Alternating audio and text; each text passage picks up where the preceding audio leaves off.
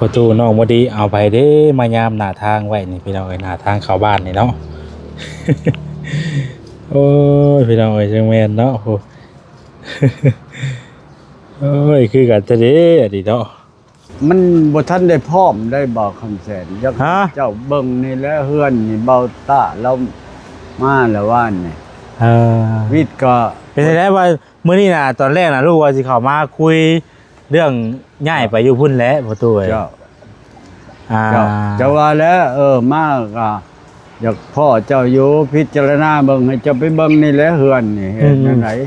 เครื่องของมาก็หลายหยังมาลุงตุงนั่งนั่นแหละผู้เว้าแหละผู้เฒ่ามันก็ทรงขาดมันก็อยากเอาไป เพราะว่า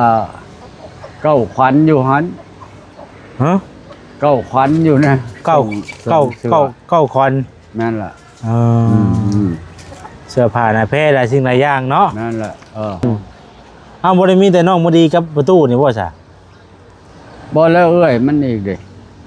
โอ้ยเอ้ยน้องเขาอัน5คนพุ่นน่ะ อยู่พ่อเฒ่านี่เรียก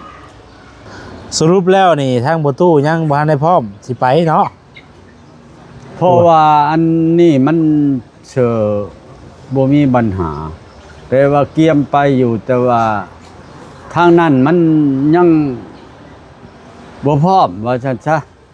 ห้องน้ำก็บ่มีไฟก็ยังบ่มี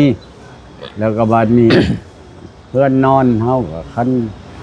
คบกันก็บ่อยากเพียงพอว่าซั่นซะ มาแล้วก็มันยัง แต่ว่ายังบ่ว่ายังบ่ทันได้สะดวกปานใด นั่นล่ะเพราะว่าทางนั้นก็บ่ทันสะดวกอันนี้มันไปยามใดก็ได้ว่าฉันทราบว่าแต่อันนั้น เพราะแรกก็คือเฮาเฮ็ดทั้งนั้นไว้แล้วก็สบายใจอีกแบบนึง แม่น มีหม่องพักหม่องเช้าแล้วเนาะ แม่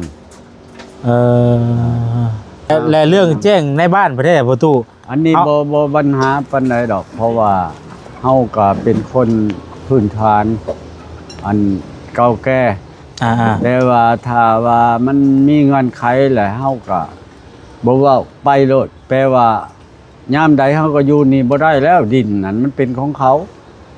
ส่วนหนึ่งส่วนทางหลังนั่นยังอันนึงนะบอกคำแสนมันก็มีท่อมีหยังอันอยู่นี่แหละเพราะอันนั้นแหละบาดนี้อันนี่พอบ่งอนมาฝากนี่อัน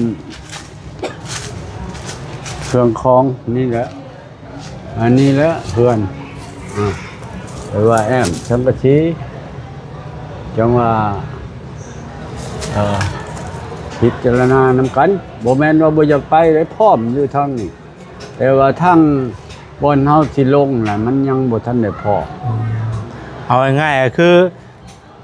ถ้าเฮาสิไปอยู่พุ่นน่ะต้องเป็นเฮือนจะเป็นเฮือนเนาะถ้าบอกง่ายๆคือจะเป็นเอาเองต้องให้มันเป็นเฮือนฟุกแล้วแบบคือเฮือนแม่อุตสาหใช่มั้ยเพราะฉะนั้นจ้ะเอาง่ายๆใช่เพราะว่าก็ง่ายก็คือมันยังบ่แม่นเฮือนเพราะฉะนั้นจ้ะที่เฮาอยู่ตัวนี้อ่ะคือความหมายของประตูแล้วน่ะถ้าไปอยู่พุ่นเนี่ยฮุบหอบไปอยู่พุ่นเนี่ยคืออยู่หั่นต้องเป็นเฮือนแล้วอย่างเรียบร้อยเลยสินะมันจังสิพออยู่ มันจังสิเป็นตะอยู่คือในตอนนั้นก็อยู่กับไปอยู่กับต๊อบน่ะมันก็ยังบ่โอเคปานใด แม่นแล้วก็ คนบ่ มันยังอยู่ได้บ่ว่าทุกคนคือ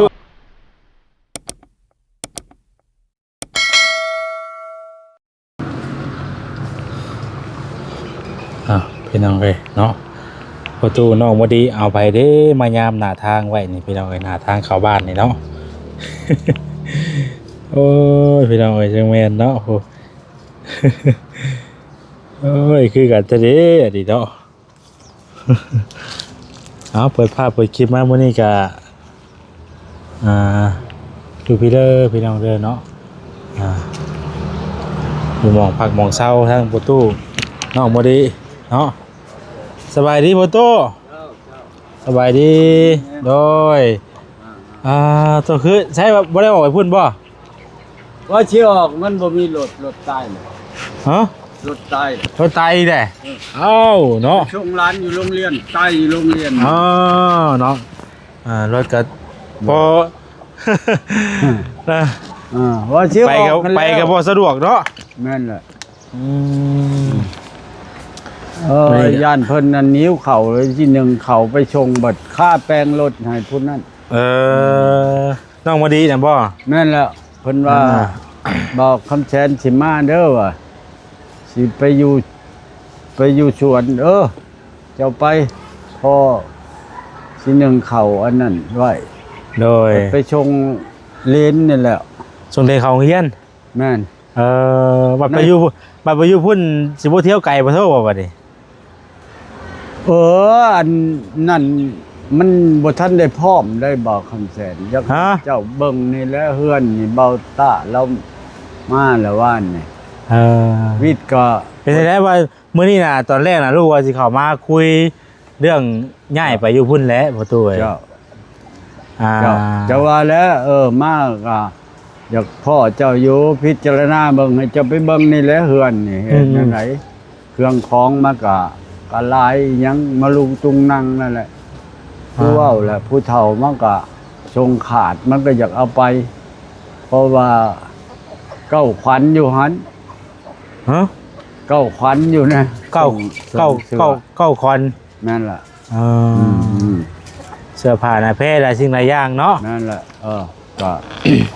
ตัวใดป้าเฮากับป้าอยู่เดี๋ยวนี้มันอันนั้นคือว่าบอลตูบมันเฮ็ดแล้วนะมันนอนก็บ่พอกัน3คนตัวเองจักคนสิไปนอนบ่ได้มีแต่น้องบ่ดีกับประตูนี่บ่ซะ บ่แล้วมันอีกเด้โอ้ยน้องเขาอัน5คนพุ่นน่ะอยู่พ่อเฒ่านี่เรียก บ่แล้วก็หลายคนเติบซะเนาะ แม่นคันว่ามาอยู่ร่วมกันนี่หลายคนเติบบ่ แม่นแต่ว่าอยู่ก็มีแต่ผู้ค้านี่ก็มะลิหันกับทวีชัยนี่แหละเลนนี่กับแม่มันเทื่อก็ได้มานอนไปซั่นแหละเพราะมันอยู่ในเมือง แต่ว่าน้องอันอยู่ไทยนั่นมี2คนสรุปแล้วนี่ทางประตูยังบ่ทันได้พร้อมสิไปเนาะเพราะว่าอันนี้มัน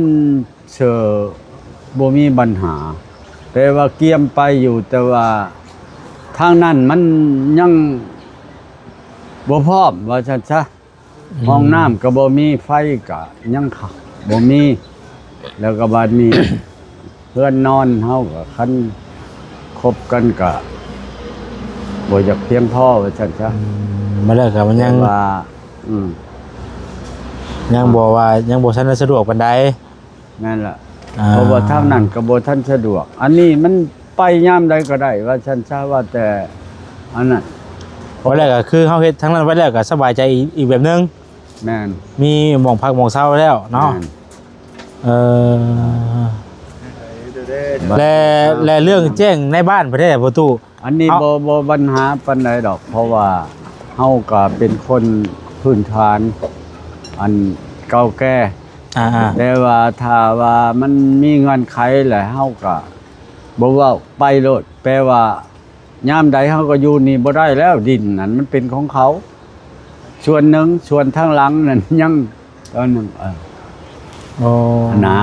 บ่คำแสนมันก็มีท่อมีหยังอันอยู่นี่แหละเพราะอันนั้นแหละบาดนี้อันนี่พอบ่งอนมาฝากนี่ชื่อเฮือนเขาอยู่ในอันบ่อนเขาดุดนี่เป็นกระเบี้ยงมานี่กับเสากับไม้บลอกกอกแกกของเบางอนแต่ว่าคอยนี้เนี่ยได้มันก็เกียมไปอยู่แล้วเพราะว่ามันบ่ได้อยู่ดินนี่เป็นของเขาแต่ว่าหางจักมือใดเอาคันทางบุญพร้อมมันก็ไปโลดแล้วอันเอาพร้อมแบบได้ประตูก็คือตอนนี้น่ะทางฮอแซนก็คือถ้าแต่ทางประตูน่ะว่าตัดสินใจว่าไปอยู่พุ่นนะถ้าว่าสิไปอยู่พุ่นก็ทางเฮาก็สิพากันจัดแจงสิแก้ไปให้หรือว่าสิ่งของนั้นนี่ก็สิแก้ไปให้สินะว่าประตูสิไปอยู่พุ่นสินะแต่ว่าเรื่องหมู่อยู่หมู่นอนเฮาก็จังว่าตัวนี้เฮาก็คือว่าแล้วมันยังบ่พอกันกะ เฮาก็ปลูกเพิ่มเติมอีกกันว่านั่นก็ปลูกขึ้นมาอีกเดี๋ยวนี้อันอยากเว้าแน่นี่บ่ดีบ่อันบ่าว โดยอันสมมุติว่าเดี๋ยวนี้เฮามั่างตัวนี้ไปแล้วเฮ็ดใหม่ปลูกใหม่น่ะแล้วก็มีจำนวนใดไม้ตอกเฮามีคือว่าแป้นพื้นนี่เฮาก็มีแล้วก็อยากให้อันบ่าวคำแสนพิจารณาช่วยให้เป็นเฮือนมาแล้วก็คือจุตามที่ทางบ่แสนได้ยินประตูเพิ่นเว้านี่คือแบบว่าเอาง่ายๆคือแบบถ้าว่าทั้งนั้นน่ะเป็นเฮือนเป็นซ่านอย่างเรียบร้อยแล้วนะคือว่าคือเฮามีแต่ไปอยู่แต่มันให้มันพร้อมก่อนนะบ่ได้กันเนาะแม่นแหละแม่นอยากขอแน่นั่นแหละแต่ว่าอันนี้นี่ไปยามใดก็ได้เพราะว่ามันบ่ได้อยู่แล้วบ่แม่นดินเฮาแล้วแต่ว่ามีแต่ว่าบ่อนเฮาไปหั่นมันพออยู่บ่สมมติว่าอันเฮ็ดนี่ก็เว้าพื้นว่าบ่ประมาทจักสิได้จักเดือนว่าซั่นซะเพราะว่าเสามันเป็นไม้48จะว่ามาแล้วก็คือถ้ากรณีว่าเป็นเฮือนเป็นซ่านที่แบบว่านั่นแล้วก็มันก็ในนาถาวรมันก็เฮาไปอยู่มันก็มั่นคงเลยแม่นอันนี้ก็เพราะว่าเฮามันก็ครอบอันนี้เฮาก็ยังเว้าบ่ได้พี่น้องเนาะคือว่าเว้าเรื่องซ่านบัดเฮาก็บ่ได้มีงบนาก็มีแต่สำเร็จที่ว่าเฮ็ดกระตุ้งกระต๊อบให้นั้นบ่ตัวทางดูเองก็นาบ่ได้ว่าสิมีงบเฮ็ดเทือนเฮ็ดซ่านให้ใหม่สินะเฮาก็บ่หาประกันตัวนี้นะว่าสิมีผู้ใหญ่เพิ่นเฮ็ดเทือนเฮ็ดซ่านให้บ่เฮาก็เว้าบ่ได้ตัวนี้เนาะคันคือว่าคันดื้อว่าคันคือว่าพาประตูย้ายไปอยู่หันก็อยู่แต่กระต๊อบมันแหละประตูอยู่เต้าตัวเดียวเฮาเฮ็ดให้อันแหละน่ะก็บ่ได้ว่าคันเฮาว่ายังบ่ได้มีงบเสียเทือนใหม่ให้เด้บัดนี้นะก็ย้ายกันอยู่ตรงนั้นไปก่อนสินะเรื่องเฮือนซ่านใหม่นี่ก็บ่ฮู้ว่ายามใดมื้อใดนะอันนี้ทางลูกก็อยากแจ้งแบบนั้นเพราะว่าเฮาก็บ่ได้มีงบว่าสิมีเฮ็ดเฮือนซ่านให้สินะแต่เฮาคิดว่าประตูน่ะอยากไปอยู่ดินดอนตอนหญ้าเฮาเองน่ะเฮาไปแล้วเฮามีหยังเฮาก็เฮ็ดอยู่หั่นสินะความหมายว่าแซ่นนะนั่นคือว่าตอนนี้ยังบ่พร้อมก็บ่ว่ากันเนาะเขายังบ่ทันได้พาไปยังบ่พร้อมไปก็บ่เป็นหยังนะประตูเดี๋ยวนี้ก็อันนั้นแล้วพิจารณานํมันแล้วบ่ได้ติอันพวกบ่าวได้ก็ซอยชุดความสามารถแล้วก็อยากให้ไปเบิ่งนี่แล้วคันสมมุติไปพุ่นแล้วเฮาก็ป้าเบิดแล้วนี่เฮาก็จักเฮ็ดแนวใดคำว่าไปก็เฮามั่งจากตัวนี้ก็ไปเฮ็ดอยู่พุ่นไหมแต่ว่านั่นก็มั่งจากตัวนี้ไปเฮ็ดอยู่พุ่นไหมนั่นแล้วไปเบิ่งนั่นนะอยากให้บ่าวคำแสนไปเบิ่งเฮือนชาติจังว่าคันจังว่าอันอยากเสนอในนี่กันแล้วคือว่ามั่งตัวนี้แต่ว่าตัวใดเอาพ่อเฮ็ดล่ะเฮ็ดหั่นนะแล้วก็สมทบกับตัวไม้แน่คืออันแผ่นผ้ามันอันเป็นอันสังกะสีแนวนี่ก็ให้มันเอาแผ่นแป้นแบบอันนั้นซะมันจังสิพอเบิ่งแน่บ่จังว่าพิจารณานำกันนี่แหละบ่ได้ติเด้อบ่าวเด้ออันใดก็ช่อยได้ทั้งเหือแห้งทั้งที่ช้างหมดแล้วพวกบ่าวทั้งหลายก็ได้จังว่าอยากให้ไปเบิ่งตัวจริงและพิจารณาในใดนำกันบ่อนมันสิเหมาะสมทางนี้ก็ให้อยู่ได้ให้มันพออยู่คันสมมุติว่าเพื่อนเท่าผัดสำนั้นเนาะมีแต่คนนอนได้ว่าซั่นซะวันนี้เพราะว่าตอนแรกที่เฮาคิดว่ามีแต่2คนประตูหันนะน้องบ่ดีครับอันว่าประตูนี้นะเฮาก็บ่ได้คิดว่ามีหลายคนปานนั้นนะที่เฮาก็แม่นอยู่ชวนหลายกันมันไปก่อนมะลิกับหลานนี่แหละ3คนนี่แหละแต่ว่าแม่บักอันนี้ก็ไปเป็นยามแล้วมันบ่ได้อยู่ประจำว่าซั่นซะ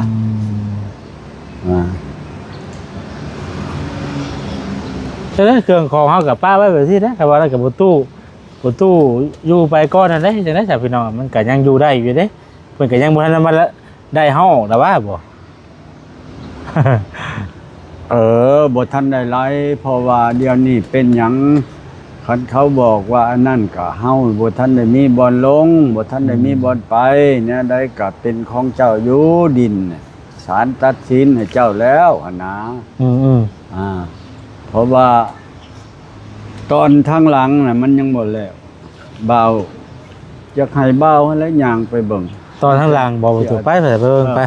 มันเป็นได้น่ะประตู นั่นแหละยังว่าตอนนี้ละผู้นี้พ้องเอาแล้ว ตอนไหนจะค่าใด เอาเบิดนี่จุธนาคาร สมมุติ 40เบี้ยบำนาญ พอพูดเลยบ่น่ะ เขาเอามาเบิดแล้วเอามาเบิดฮอดพี่ อ๋อเฮือนี่ก็แม่นเลยบ่นี่เอาบัดเฮือนนี่เด้จ้ะ ฮะ เฮือนนี่เด้ เพื่อนนั่นแหละเขาแทกเอาแล้ว เขาแทกเอาหมดแล้วเขาไปขึ้นทะเบียนที่ดิน เพราะได้ก็ ขึ้นทะเบียนที่ดินแล้วเขาพ้อง อืม จูพี่40แปลว่าทางพุ่นมาพี่เลยฮอด40บัดทางหน้าหันยาวไปนี่20หั่นนะ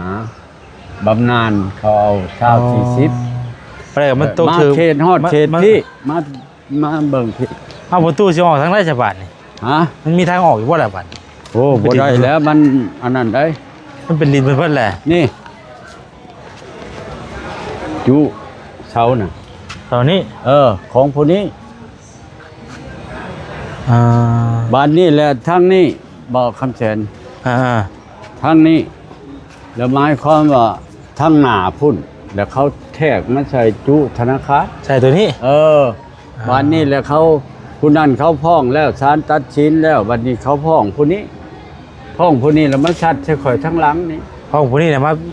ขอทางนี้บัด ผู้ นี่ พุทธธนาคารนี่ เอามาเบิ่งนี่แหละอันมาลอกก็แก๊กสิแล้วโอ้ ก็มีอัน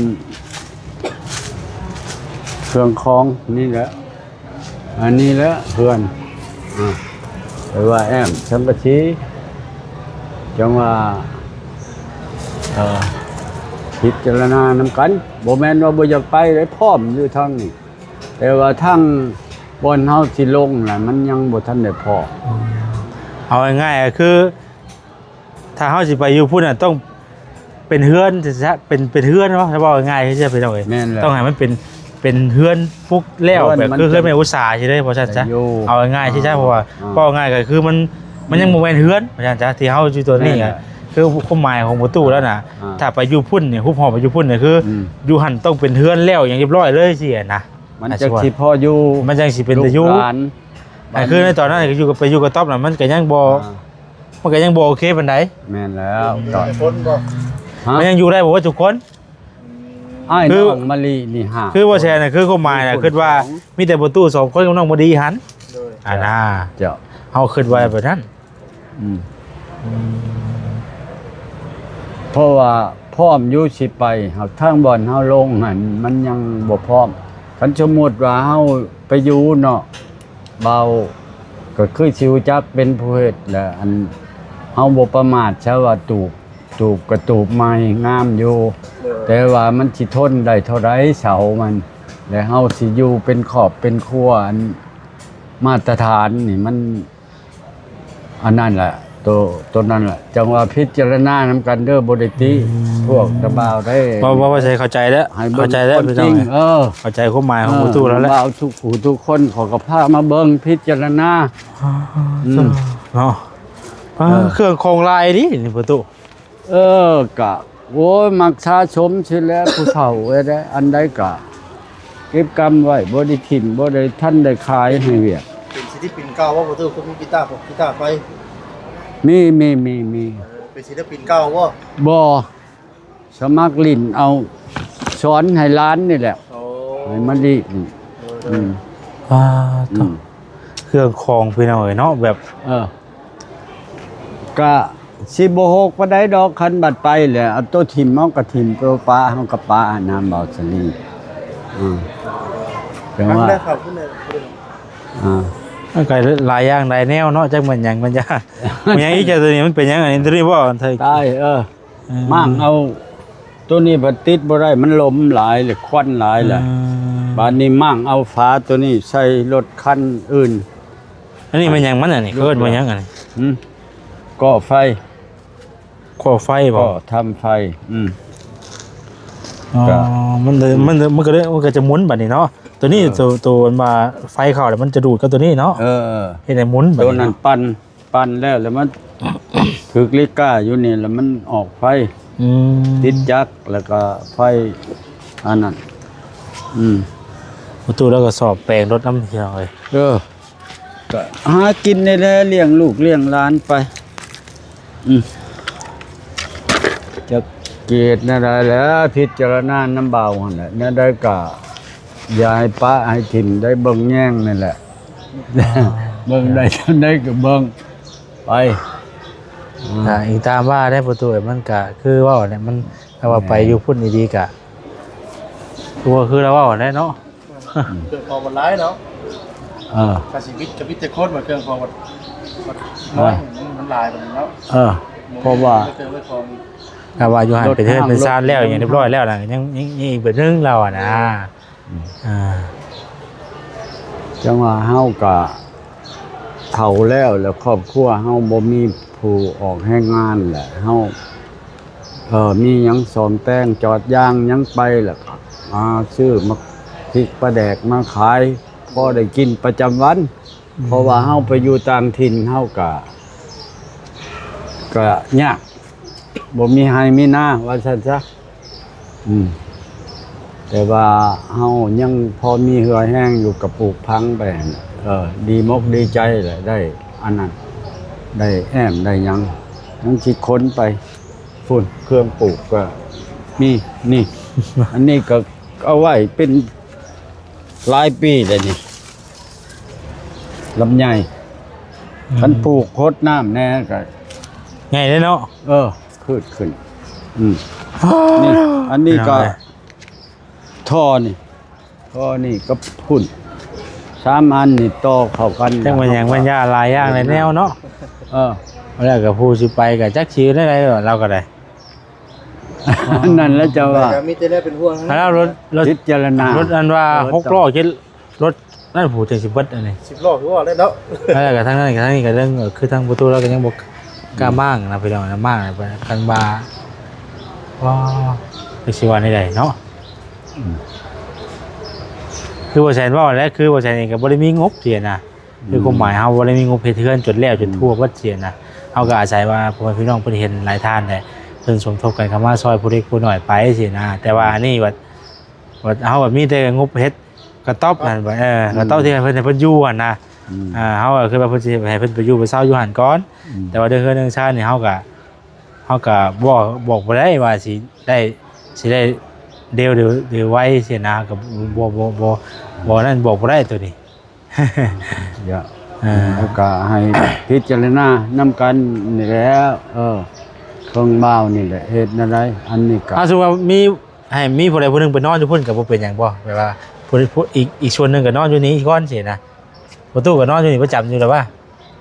ก็ประจำก็ได้ร้านมันบ่ไปมันว่าบ่มีไผห้องน้ำยังก็บ่มีย่าน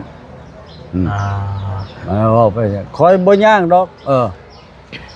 แปลว่าไปเที่ยวไปว่าไปชวนได้ยังก็เอาไปน้ำคนใช้รถจักรรถยังไป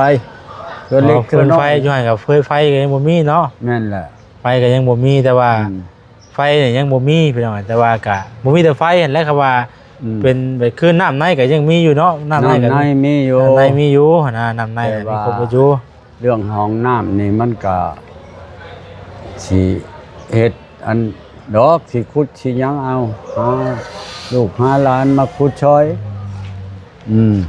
ก็ได้แต่ว่าสำคัญน้ำไผ่นี่แหละคันพอได้ก็จะขอไผ่นั่นแหละต้องได้ไปอยู่ไปเผาแล้วอยู่หันมูลค่ามันก็หลายอยู่มันก็เชื่อคนบ่ได้แต่ว่าหัวเฮามันบ่เว้าได้อันน้ำคนจนมันเอามีตัดมาตัดมันก็เข้าไปเอาเลยแหละอันนั้นได้เป็นห่วงบ่แม่นอันนั้นไปซะจังได๋ก็ทางบ่แทนก็สิพิจารณาเบิ่งก่อนได้บ่ตูเด้อว่าสิจังได๋เฮาก็ปรึกษากันก่อนมันก็เราก็คืออยู่นี่มาก็โดนแล้วม มันก็สิปุ๊บปุ๊บปั๊บก็บ่ได้มันก็ค่อยคิดค่อยจินตนากันไปเฮามันก็ต้องแบบโอ้ยากอยู่แหละตามที่ว่าแหละเฮาก็เข้าใจแล้วอยู่แต่ว่ามันก็เป็นพื้นที่ที่เฮาอยู่มาแต่โดนเนาะแต่ว่าเรื่องดินของประตูนี่ศาลมันตัดสินได้บ่ นั่นแหละ อะไรก็บ่แม่นของเฮาอยู่ได้บ่ บ่แม่นแล้วทั้งนี้ข่อยก็บ่ได้ชูแล้วข่อยยอมทั้งนี้ข่อยก็มีอันนั้นชูตามระเบียบกฎหมายคักแน่ข่อยถูกผลกระทบมาจากตลาดโลกพุ่นอยู่ตลาดโลกตะกี้แล้วเขาสร้างโครงการมาแล้วเขาก็มาอยู่นี้แล้วธนาคารเอาเลยเหลือเท่านี้ อ๋อ 14 ปีแล้วนี่เสาอันนี้นี่แม่นเสาตัดมาแบกมายังมีแห้งอยู่ไรพอเฒ่าตอนมาอยู่นี่ยังแบกได้อยู่ ยังได้อยู่เนาะ นักได้ต้นวิกนี่แม่นหมดนี่ยังนั่น เนาะการว่าอะไรกันคือว่าดินตอนนั้นนี่บ่ถือถ้าว่าเป็นของประตูแล้วเลยก็โอเคได้อยู่นี่เนาะ ขันบ่มีบำนาญมาฟ้องเพราะว่าพวกนี้เขาก็ขายเปลี่ยนกันเรื่อยนะ เปลี่ยนเจ้าเลย ปล่อยช่องว่างบ่มีใครมาอยู่ มีผู้หนึงเขามาเปิดห้านเปิดหยังอันแต่เบื้องต้นเฮ็ดห้องน้ำห้องหยังอยู่ในห้านแต่ละห้องมีเฮือนบ้านนี้ผัดขายแล้วบัดผู้หนึงชื่อบัดป้าไว้ผัดขายต่อ ปัจจุบันนี่ก็บ่ได้มีพายุใช่มั้ย บ่มีผู้อยู่นี่ก็เกี่ยมขายคือกัน แต่ว่ามาพ้องเอานี่ ประตูอันนั้นน่ะเอามาจะใช้น่ะ อันไหน อันอากาศนั่นน่ะ เก็บเอา เอามาหยอกร้านนี่ ก็มันคือกันคักแท้ คือกับข่อยบอก โอ้ยเนาะจะไปใช้เก็บบ้านแล้วอันนี้ก็ได้ว่ะเดี๋ยวเนาะ เก็บไว้อยู่ร้านแล้วเชื่อมาปีเนี่ยแม่มันมาเมื่อนอนเมื่อนั่นก็ชื่อป้ามาให้ลูกวันนั้นพอดีเพิ่นได้เงินเบิกเงินอันนี้เบิกคำแสนอ้ายน้องมะลินี่5 คนพุ่นได้พ่อแม่ตายมันผู้ฆ่าเลี้ยงมันแต่ว่าผู้บดีขี่ลักกระถือคุกไปผู้กระเทยให้ช่องคนเอื้อยอยู่พุ่นแต่ว่ามีแต่เอื้อยหั่นแหละได้เทื่อ500เรียกแต่ว่าผู้อ้ายหันบ่ได้เอาเมียคนไทยเลยบ่จักพอเฒ่าก็อิงตามวันนี้เหลืออยู่ในนี่แหละ3 คนผู้หนึงถือคุกผู้ชายผู้กระเทยยังแต่มะลินี่กับอีกุ้งนี้ผูกเป็นเรื่อยนี้แม่บักอันนี้มาแต่ไปโรงเรียนแล้วก็ไป เนาะไปซะจังไรก็แล้วแต่เด้อประตูเด้อเดี๋ยวทั้งลูกก็สิมีหยังก็สิแจ้งบอกเพิ่มเติมอีกเด้อมาถามไทยก็ใครอยู่หรอกวันนี้เฮาได้ถามเลยแต่ว่าคันว่าในกรณีว่าเฮาสิไปนอนอยู่พุ่นน่ะเฮาไปแจ้งในบ้านก่อนเป็นว่าน่ะถ้าสิไปอยู่ไปเช่าอยู่พุ่นน่ะให้เฮาไปเป็นหยังบ่ คือตอนนี้ยังบ่ทันได้นั่นก็เลย เรื่องนี้เพราะว่าเฮาก็สิกระทันหลาดหลายมันบ่ได้เนาะของเฮาก็คนมาตรฐานแล้วคือเห็นนี่แหละนี่หอบไปหอบมานี่ก็บ่แม่นบ่เมื่อยนี่บอกแม่นคอยแต่ว่าเอาใจใส่เอาไปเทื่อเล็กเทื่อน้อยเพราะว่ามันก็คือเพิ่นก็บอกแล้วว่าถ้าเฮาไปนอนอยู่ที่เฮาเองน่ะบ่เป็นหยังเพิ่นว่าบ่เป็นหยังเขาบ่ได้อยู่หั่นน่ะถ้าว่าที่เฮาเองอยู่แล้วสินะแล้วคันคือไปนอนอยู่เฮือนคนอื่นน่ะเพิ่นบ่อยากให้นอนนั่นน่ะนะแม่นมันบ่คักสินะเพราะว่าระเบียบมันแน่นี่ได้แต่ว่าคนมานอนเฮือนคือเฮือนข่อยเนาะมานอนเท่าก็หรือนางขอมาต้องแจ้งบ้านถ้าบ่แจ้งแล้วเข้ามาเจ้าของเฮือนได้5-6 แสนบุญได้ระเบียบมันแต่ว่าอันนี้เฮาก็บ่ติเพิ่นถูกต้องแต่เดี๋ยวนี้ก็คือเจ้าเห็นเขาลุกเขาล้นนี่แหละเฮ็ดตูบนี่ก็พอแห้งหลายมื้อล่ะก็ได้เอายั่วเขาไปนอนนำพอให้มันแต่ว่าไปนอนได้เลยเนาะไปนอนได้เนาะไปนอนคืน3 คนนอนคืนนึงนอนเป็นเหตุแต่งคันหาเขานอนไปที่เป็นคลองไว้เขาอยากนอนเมื่อไหร่ก็นอนไปดิเนาะตูบกระยามันใหม่เฮาก็นับถือเพราะว่าเฮาไปอยู่เฮาก็ไปขอเจ้าที่เจ้าทางบอกเพิ่นว่าสิมาอยู่มาเช้าบ่ให้ทุกข์ให้ตื่นนั่นนี่เนาะมาแล้วก็ให้อยู่ดีมีแฮงเป็นบ่ให้ ท่วงให้ตื่นนั่นนี่เขาก็บอกไปได้นั่นแหละครับบ่เห็นเนาะ แม่น เขาบ่เห็นอยู่แล้วเนาะเขาก็บอกกันไปมันบ่ได้ เฮามันคนลาวมันนับถืออันนี้อยู่แล้วเพื่อนมีผีคดีมีพระคดีมีพระดินมีเจ้ามีจอมเอาก็เฮ็ด แม่นเฮ็ดสมเฮาได้เฮามีเฮาอันนั้นได้เอิ้นหาว่าใช้ได้ เฮาบ่ข้ามบ่ไกลบ่คอนแสนเพราะว่าเดี๋ยวนี้อายุข่อยซ้ำนี่เนาะ81ปีแล้วก็ยังไปมาได้ไปอยู่ไสเฮาก็เฮ็ดบ่อยากให้มันผิดอยากให้มันถูกเฮาจังอายุยืนเพราะว่ายังได้เบิ่งหลานบ่มีไผเบิ่งได้ยากได้คนสิเบิ่งกันแต่ว่าตัวเองเนี่ยมันก็ใจบุญน้ำบ่าวนาเช้าเขาก็มีแต่เขาบ่สนใจได้มาถิ่มใช้ผู้เฒ่าเจ้าก็ต้องได้เลี้ยงได้เบิ่งบัดหลานเช้ามะลินี่ก็ยังบ่เป็นนิสัยผู้ใหญ่อยู่โอ้ยข่อยเลิกกั้นใจหมอเลี้ยงมานี่เก็บพื้นนี่ได้มาค้ำงัวแคบทางพื้นแก้น้ำอยู่อ่างมาเลเซียเลี้ยงจนฮอด15ปีกินนมเนาะเป็นใหญ่พี่น้องเอ้ยแต่ว่าถือผ้าแม่ถือผ้าแล้วเป็นโน่นห้องหมอเป็นอันเขาสิโล่มอยู่แม่2 คืน 3 คืนอยู่ห้องหมอนี่บัดหมอนี่เพราะว่าอันเขาเจ้ามีเงินแล้วเอาไปมุกซะบ้านนี่แล้วก็เครื่องไฟฟ้าเฮาตายแล้วก็ล้มน้ำลูกน้ำหลานแล้วเนี่ยได้ก็ให้ช่วยเหลือแล้วว่าเฮ็ดเนี่ยได้ชีวิตคนก็เลยเอาไปมะลินี่ออกอยู่นี้ได้ท่านหมอกันแม่สลบอยู่เกิดอยู่นี่เอาไปอันนั้นบ้านนี้เฮ็ดจะได้ไผกับหาอยู่หากินแล้วมันบ่อยากเลี้ยงได้น้าบ่าวน้าสาวป้าลุงมันไปก็ยากไปเวียกไปงานเนาะบ้านนี้แล้วมันมาฆ่าข่อย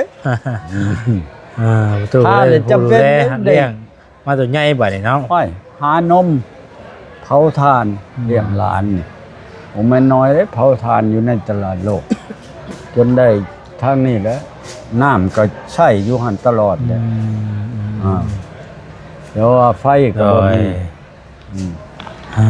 ไปใส่ไปเอาเลยไปเลยนะประตูเด้อเดี๋ยวจังร่วมกันไหมพี่น้องเดี๋ยวเขากะเขาเข้าใจแล้วบัดนี้เดียวสิมีอย่างกะสีอารมณ์กับเพื่อนเพื่อนเนาะประตูเด้อเดี๋ยวเข้าใจลายขอบใจนะจะรีบเอาคำแซนได้หลายแหละเดี๋ยวจังลูกจะมาแจ้งน้าบ่าวก็ได้ช่วยทั้งเรือแห้งช่วยทั้งที่ชังแหละแต่ว่าปรึกษากันนี่แหละปรึกษากันก่อนแล้วก็ปรึกษากันโดยแมนกะเฮาก็ยังมีเวลาอยู่หรอกพ่อตู้ยังมีเวลาอยู่หรอกเนาะก็บ่ได้ฟ้าวได้พังหยังดอกพี่น้องเอ้ยมีเวลาอยู่เนาะจังล้มกันอีกเทื่อนึงพี่น้องในรายการยังบ่ใช่ยังแจ้งเพิ่มเติมเนาะเอาสำหรับวันนี้ไปก่อนพี่น้องเนาะยินดีมีแฮงคุณสุขุทุกคนเด้อพี่น้องเด้อขอบใจสบายดีได้เป็นความจริงนี่แหละปรึกษานี่แหละพ่อช่วยก็ช่วยแน่เอาบุญโดยแบ่งช่วยเหลือโดยไปแล้วพี่น้องเอ้ยความจำเป็นสบายดีขอบใจคุณยายใจดี